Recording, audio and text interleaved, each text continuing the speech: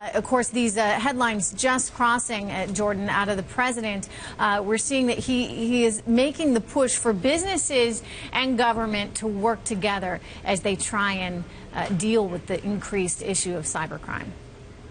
Right, yeah, Trish. The interesting part about this arrangement is, on the surface, you would think information sharing between private sector and government would be kind of a no-brainer. It would kind of be something that everybody could agree is a good thing. But it is freighted with legal issues that corporations are very, very hesitant to engage in.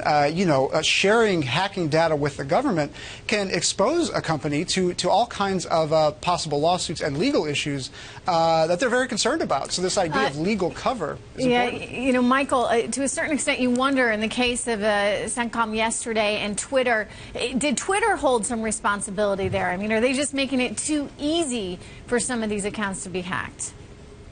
It's a good question. It's like we don't exactly know how they got into the Twitter account. How they probably got into the Twitter account is they got a piece of malware either on a phone or computer of somebody at CENTCOM, probably somebody who does communications and runs those accounts. And then they just had the credentials, and so they signed on just like any other Twitter user and uploaded stuff like they were the legitimate user. Is that Twitter's fault? I don't know. I mean, maybe that you ought to have two-factor authentication on those accounts, and so we could hold them responsible for that element of it. But that's probably as far as we get. It's like the question is the CENTCOM guy who clicked on the wrong link, downloaded the wrong malware, opened up the vulnerability. Look, it's pretty bad. It shows you how vulnerable we really are. Jordan, the White House was trying to downplay this yesterday, saying, this really wasn't a hack attack. But as this news crossed, and I continue to think this, we've got a real situation on our hands, a real problem, if we can't secure something as simple as a Twitter account. Yeah, it's a black eye for any organization, especially one like the military. It's built on security. It's a big propaganda win.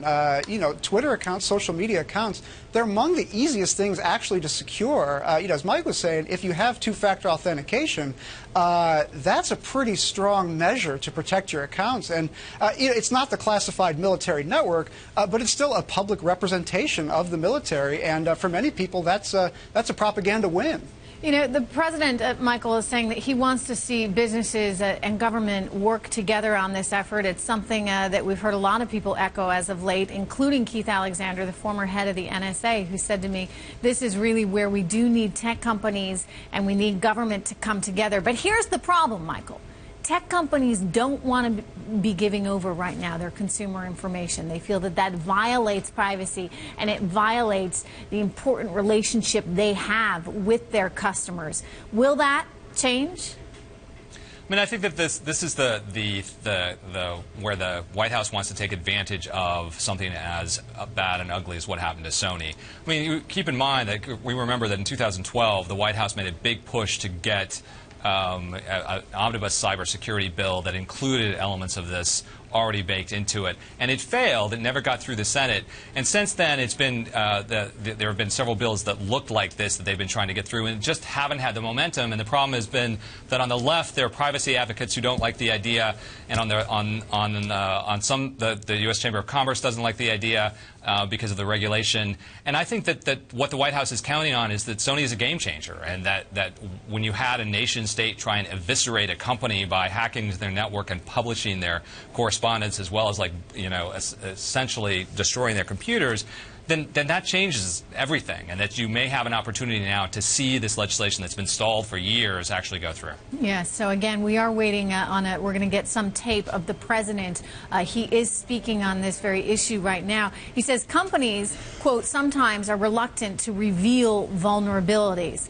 Well, of course, right? I mean, we've seen that, you consider Target, for example, Jordan, and this is one of the things that he's pushing. He wants these companies to have to disclose when they've been violated. But you think about all those customers who had their credit cards out there Christmas time of last year, and the company didn't come out right away. In fact, it was in part because some reports from the blogosphere had reported that they had been hacked, but they didn't tell their customers. Should they be obligated to do so?